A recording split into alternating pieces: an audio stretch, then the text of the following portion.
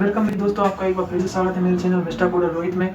और आज से हम हमारा टैली का कोर्स स्टार्ट करने वाले हैं। तो टैली की वीडियोस इसी चैनल पर मैं लाने वाला हूं। अगर आपको ये टैली का कोर्स पसंद आए तो चैनल को लाइक शेयर सब्सक्राइब जरूर कीजिएगा। तो हम यहाँ पर टैली को पूरा स्टार्टिंग से लेकर कंप्लीट आखिरी लास्ट तक स्टेप तक पूरा कंप्लीट करेंगे। टैली का कोर्स धीरे धीरे स्टेप करके मैं एक एक क्लास की वीडियो लेके आता रहूँगा। आपको डिस्क्रिप्शन में मैं नोट्स भी देते जाऊँगा फुल हिंदी में। तो जो पढ़ाऊँगा उसको मैं विथ नोट्स के साथ दूंगा। तो आई होप आपके लिए ये हेल्पफुल रहेगी ये वीडियोस। तो चलिए सीधे मेरे कंप्यूटर स्क्रीन पे आते हैं और जानते हैं हम कि कंप्यूटर में टैली का यूज़ क्या होता है और बेसिक टैली का जो स्ट्रक्चर रहता है वो क्या होता है, टैली का कहाँ यूज़ किया जाता है और कहाँ नहीं किया जाता है, किस कारण यूज़ किया जाता है। इंट्रोडक्शन हम पूरी तरह से टैली का करेंगे। तो चलिए सीधे कंप्यूटर स्क्रीन पर आ जाते हैं। तो दोस्तों हम हमारी कंप्यूटर स्क्रीन पर आ गए हैं और इस तरीके से हम यहाँ पर अब सबसे पहले मैं क्या करूँगा, मैं आपको बताना चाहता हूँ, मैं आपको बहुत ही सिंपल तरीके से टैली समझाना चाहता हूँ, इसलिए मैंने पूरा हिंदी में लिखा है विथ एग्जाम्पल के साथ आपको मैं बताऊँगा। तो मैं सबसे पहले हमारी PDF फाइल खोल लेता हूँ जो कि मैंने आपको डिस्क्रिप्शन में दे दी है, ताकि आप उसे आराम से लिख सकें, समझ सकें। इस तरीके की फाइल आपको डिस्क्रिप्शन से मिल जाएगी, आप उसे डाउनलोड कर लीजिएगा। तो सबसे पहले हम बात करते हैं टैली की। जो हमारी पहली क्लास रहेगी वो रहेगी टैली की इंट्रोडक्शन क्लास, जिसमें हम जानते हैं कि भाई टैली है क्या। तो टैली क्या है, टैली एक बिजनेस, जैसे टैली क्या है, सबसे पहले हमको ये जानना है कि भाई दोस्तों कि जो बिजनेस होता है, ठीक है, जो बिजनेस होता है वो कोई भी बंदा कर सकता है, लेकिन वो बिजनेस के लिए, जैसे मान लिया आप पैसों का लेन देन चल रहा है हमारे बीच, ठीक है, तो जब पैसों का लेन देन चलता है तो उस लेन देन को किसी एक डायरी में या कहीं पर लिखा जाता है, ठीक है। तो उसके लिए जो ज़्यादातर मुनीम लोग जो रहते हैं या फिर जो भी ये काम करते हैं, बिजनेस करते हैं, वो पहले क्या डायरी में लिख के रखते थे इस चीज़ को। लेकिन अब ज़माना बदल गया है, अब धीरे धीरे कंप्यूटर का उपयोग करने लगे। तो इसी डायरी की तरह हमारा एक सॉफ्टवेयर है टैली, जो कि डाटा को लिखने का काम करता है, ठीक है। तो वो डाटा को लिखता है, ठीक है, उसके ज़रिए हम अपना पूरा टाइप कर देते हैं और हमारे डाटा को वो सेव भी रखता है। और आधा सा काम, वो कैलकुलेशन का काम वो खुद ही करता है। पहले लिखा जाता था, बड़ी सारी कैलकुलेशन की जाती थी। तो इसलिए इस झंझट से बचने के लिए टैली सॉफ्टवेयर आया, जिसने हमको हेल्प करी कि डाटा को लिखने में, ठीक है। आई होप आपको समझ नहीं आया। तो ये इसमें क्या लिखा है, किसी भी बिजनेस को ठीक ढंग से चलाने के लिए आवश्यक लाभ लेने के लिए जरूरी है कि हम तरीके से हिसाब रखें, यानी कोई लेखा जोखा रखें। परंतु आज ये सारा काम कंप्यूटर की मदद से किया जाता है। अब बात आती है कि हिसाब का तात्पर्य यहाँ एंट्री से, यानी कि हम जब कंप्यूटर में एंट्री करते हैं, पहले पेन से लिख देते थे, अब यहाँ पर हमको सॉफ्टवेयर के जरिए एंट्री करना पड़ता है। इसलिए हम यहाँ पर उस एंट्री को सीखते हैं टैली सॉफ्टवेयर में, कि किस तरीके से हमको उस हिसाब को टैली सॉफ्टवेयर में लिखना है, जो भी हम दूसरे से लेन देन करते हैं, ठीक है। तो दो तरह के होते हैं, मैनुअल और कंप्यूटर। मैनुअल यानी कि जो डायरी में लिखा जाता था वो मैनुअल, और दूसरा जो कंप्यूटर में यानी कि टैली सॉफ्टवेयर की मदद से, ठीक है। तो इतना हमारा मैनुअल और कंप्यूटर में आपको मैंने बता दिया है, ठीक है। अब हम जानेंगे कुछ इंपोर्टेंट वर्ड्स जो कि टैली में रहते हैं, ठीक है। सम इंपोर्टेंट वर्ड्स इन टैली। सबसे पहली आती है ट्रेड। ट्रेड क्या होता है, लाभ कमाने के उद्देश्य से किया गया वस्तुओं का क्रय विक्रय व्यापार, ठीक है। यानी कि जब आप किसी चीज को बेचते हो तो आपका उद्देश्य क्या होता है, लाभ अर्जित करना। यहाँ पर जो रुपए बचता है या जो लाभ होता है उसे क्या कहते, उसे बार बार निकालने के लिए उस चीज को बोला जाता है ट्रेड। यहाँ पर कोई भी व्यक्ति क्या करता है, ट्रेड करता है। ट्रेड यानी कि लाभ कमाने के लिए आता है। यहाँ पर वो 100 रुपए की चीज को 120 में बेचता है, यानी कि बढ़ाकर बेचता है, इसी को बोलते हैं ट्रेड। यानी कि किसी भी वस्तु का मूल्य बढ़ाकर बेचना ट्रेड कहलाएगा। यहाँ पर प्रोफेशन क्या होता है, फॉर एग्जाम्पल यहाँ पर बिजनेसमैन क्या करते हैं, बिजनेस करते हैं, ठीक है। अब वो उनका हिसाब किताब रखते हैं। अब उनका प्रोफेशन अलग होता है। मान लीजिए किसी की दुकान है, किसी की कपड़े की दुकान है, तो अपना और प्रोफेशन एक प्रकार से सभी के स्किल्स हो सकते हैं, भाई उसका एक अलग प्रोफेशन है, तो उस तरीके उस चीज को हम बोलते हैं यहाँ पर प्रोफेशन। आई होप आपको समझ में आया दोस्तों। अगर जैसे कोई गाना गा रहा है, सिंगर, ठीक है, सिंगर है, सिंगर की जो अर्निंग हो रही है, ये जिससे वो लेन देन कर रहा है, उसको हम लिखेंगे अपने टैली में और उसके डाटा एंट्री सॉफ्टवेयर में, ठीक है। जो लेन देन की प्रक्रिया चल रही है उसको हम एंट्री करने के लिए टैली सॉफ्टवेयर का यूज करेंगे। तो जो प्रोफेशन क्या है, गाना गाना। अगर कोई बंदा गाना गा रहा है तो वो उसका प्रोफेशन है। कोई बंदा कपड़े बेच रहा है तो वो उसका प्रोफेशन है। कोई बंदा बिजनेस कर रहा है, स्पेशल बिजनेस कर रहा है, मार्केटिंग बिजनेस कर रहा है, तो वो उसका प्रोफेशन है, ठीक है। बिजनेस क्या होता है, अब बात करते हैं भाई बिजनेस होता क्या है। तो बिजनेस क्या होता है, ऐसा काम जिसका मुख्य उद्देश्य क्या होता है, लाभ अर्जित करना। क्या होता है, लाभ अर्जित करना। तो उसको हम क्या बोलते हैं, यहाँ पर बिजनेस बोलते हैं। तो बिजनेस किसे बोलते हैं, जिसका मुख्य उद्देश्य क्या होता है, लाभ अर्जित करना, लाभ अर्जित करना, ठीक है, बिजनेस कहलाता है। ओनर कौन होता है? ओनर वो व्यक्ति होता है जो बिजनेस को चलाता है या जिसने वो बिजनेस को खड़ा किया है। एग्जाम्पल, मान लीजिए मेरी खुद की दुकान है, मैंने एक दुकान खोली है, वो मेरी खुद की है, तो उस दुकान का ओनर कौन हुआ? मैं हुआ। आई होप आपको समझ में आया दोस्तों, इतना सिंपल है बस, ओनर बिजनेस, ठीक है। तो एक व्यापारी में दो टाइप के होते हैं, पार्टनरशिप। अब जब बिजनेस होता है, बिजनेस के ओनर दो टाइप के होते हैं। मान लीजिए मेरा एक बिजनेस है, ठीक है। अब उसमें ऐसा होता है, कुछ कुछ बिजनेस तो या तो मैंने खुद की दुकान है, और कभी कभी पैसों की कमी के कारण हम दो बंदे मिलकर एक दुकान खोल लेते हैं या एक बिजनेस चला लेते हैं, ठीक है।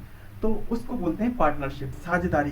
तो या तो एकाकी व्यापार होगा यानी कि सिंगल बंदे वाला व्यापार होगा, या फिर होगा साझेदारी यानी दो बंदे वाला। अब ये तीसरा क्या है? Share holder. ये क्या चीज है? शेयर होल्डर क्या होता है? अगर आपके जो व्यापार में 20 से अधिक बंदे ऐड हैं तो उसको हम शेयर होल्डर कहते हैं। यानी एक व्यापारी होगा, यानी एक ओनर होगा तो हम बोलेंगे एक व्यापारी।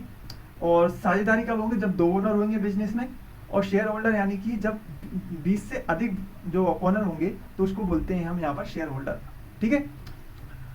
तो यहाँ पर मैंने ये चीज आपको डिटेल में लिख कर रखी है। अब बात आती है कैपिटल की। कैपिटल क्या होता है?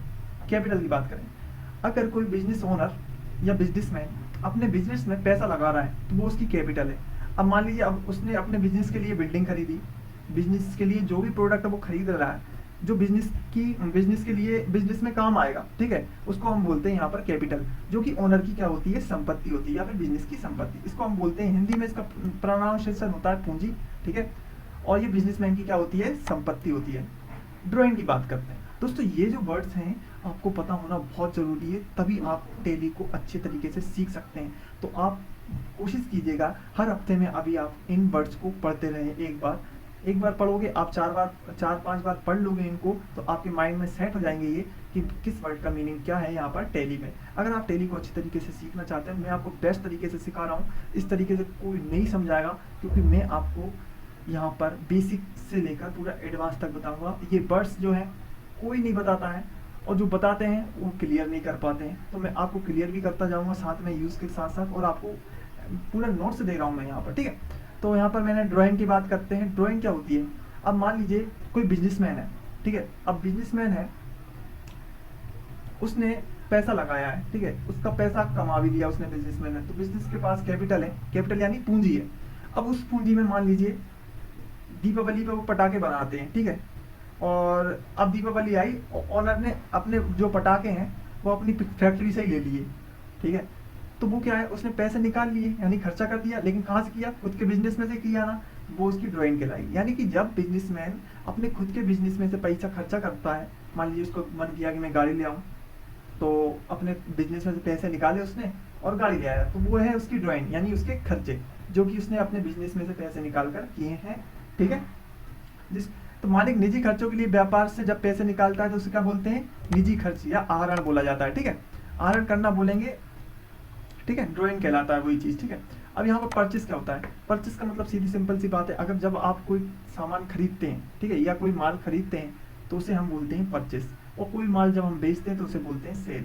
अब वो माल कोई भी हो सकता है, ठीक है, प्रोडक्ट जो आप यहाँ पर अपने आपका बिजनेस जिस आधार पे है, फॉर एग्जाम्पल अगर आपकी फैक्ट्री है तो वो आपका बिजनेस है, उस फैक्ट्री में क्या बन रहा है? उस फैक्ट्री में कोई ऑयल बन रहा है, ठीक है।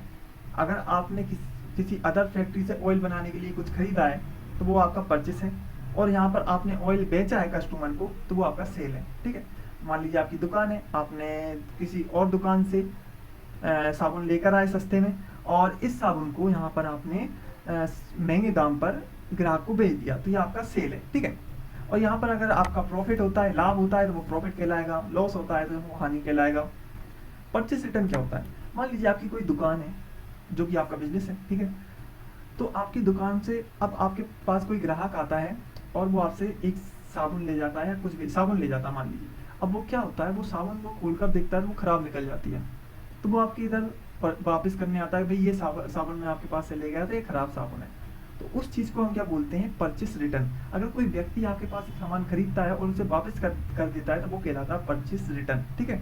जब हम कोई माल किसी से खरीदते हैं, उन्हीं कारणों से माल को कोई खराबी या गलत माल आने पर वापस करना हो तो उसे बोलते हैं परचेस रिटर्न। यानी कि जो माल हमने खरीदा है या फिर जो माल ग्राहक ने हमसे खरीदा है, ग्राहक के लिए वो परचेस रिटर्न होगा। अब अगर हमने खरीदा है किसी और दूसरी कंपनी से तो हम उसको रिटर्न कर देंगे, वो भी हमारे लिए परचेस रिटर्न होगा। ठीक है, आई होप आपको समझ में आया होगा दोस्तों। अब हम आते हैं सेल्स रिटर्न। सेल्स रिटर्न क्या होता है? मान लीजिए अब मैंने कोई चीज़ सेल की है, मेरे लिए बात कर रहा हूँ, मैंने सेल की है, ठीक है, और जो जो मैंने सेल किया है वो मुझे रिटर्न मिल जाए तो वो सेल्स रिटर्न हो जाएगा। जो मैंने खरीदा है वो मुझे वापस करना है तो वो परचेस रिटर्न। तो सेल किया हुई चीज़ अगर वापस आए तो सेल्स रिटर्न, और परचेस की हुई चीज़ वापस करना है तो वो परचेस रिटर्न। सिंपल है, कोई ज़्यादा उसमें है नहीं है बात। अब बात करते हैं स्टॉक की। क्या स्टॉक क्या होता है? देखिए दोस्तों, हर साल भर में हमको पूरा हिसाब देना पड़ता है बिजनेस का, ठीक है। कोई भी बिजनेस हो, साल भर में हिसाब किया जाता है, कितना प्रॉफिट हुआ, कितना लॉस हुआ, कितना सामान बिका है, कितना नहीं बिका है। तो जो सामान बच जाता है, मान लीजिए मैं साल भर में 1000 साबुन बेचता हूँ और उन 1000 साबुन को मैंने 1000 साबुन में से मैंने 900 साबुन बेच दिए साल भर में, जबकि 100 साबुन मेरे पास बच जाते हैं। जो बचे हुए साबुन है वो मेरा स्टॉक है, ठीक है। क्या है? स्टॉक है। जो बच जाता है साल के अंत में उसे बोलते हैं क्लोजिंग स्टॉक, और नए साल से उसको ओपनिंग स्टॉक करके हम व्यवसाय में लगा देते हैं, ठीक है। तो क्लोजिंग स्टॉक यानी जो साल के अंत में जो सामान या प्रोडक्ट्स या गुड्स या माल जो बच जाता है उनको हम बोलते हैं क्लोजिंग स्टॉक। और जो माल हम यहाँ पर फर्स्ट यानी कि नेक्स्ट ईयर देते हैं वो हो जाता है ओपन स्टॉक, ठीक है। स्टॉक के बारे में मैंने आपको बता दिया। अब होता है क्रेडिटर। क्रेडिटर क्या होते हैं? क्रेडिटर यानी कि जिस पर्सन से हम उधारी पर माल खरीदते हैं उस पर्सन को क्या बोलते हैं? क्रेडिटर बोलते हैं, ठीक है। जिससे हम खरीद रहे हैं, मान लीजिए मैंने किसी कोई व्यक्ति है उससे उधारी पर कुछ सामान खरीद के रखा है तो वो है हमारा क्रेडिटर, ठीक है, जिस पर्सन से खरीद रहे हैं। डेटर, जिस व्यक्ति को हम उधारी पर सामान देते हैं वो हमारा डेटर कहलाता है, ठीक है। देनदार मतलब देनदार, डेटर का मतलब क्या होता है? देनदार। अब बिजनेस में किसी पार्टी या कस्टमर को उधारी पर माल बेचते हैं तो उनको हम क्या बोलते हैं? डेटर। मान लीजिए कोई मोहन कोई व्यक्ति है और उसको मैंने 5000 रुपये दिए हैं, ठीक है, तो वो मोहन क्या होगा? मेरा डेटर मेरे लिए। और अगर मैंने मोहन से 5000 रुपये लिए हैं तो मोहन मेरे लिए क्या होगा? क्रेडिटर, ठीक है। इतना आपको याद रखना है। क्रेडिटर कौन होते हैं? जिससे हम पैसा लेते हैं वो क्रेडिटर, जिनको हम पैसा देते हैं वो डेटर। मैं आपको और डीपली बताता जाऊंगा, अभी आपको बस इसको जानना जरूरी है, ठीक है। आप धीरे धीरे पढ़ते रहिएगा, इसको ऑटोमेटिकली समझ में आ जाएगा।